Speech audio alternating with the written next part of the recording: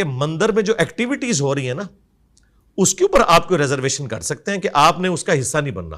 باقی اگر آپ عبرت حاصل کرنے کے لیے تو قرآن میں جگہ جگہ ہے سیرو فی الارض, پھر ساتھ یہ بھی آیا کہ تم زمین میں گھوم پھر کے دیکھو, سیرو فی الارض, کہ کتنے ہی جو قلعے تھے وہ ویران ہو چکے ہیں, کتنے ہی کنویں تھے جو اس وقت خشک ہو چکے ہیں.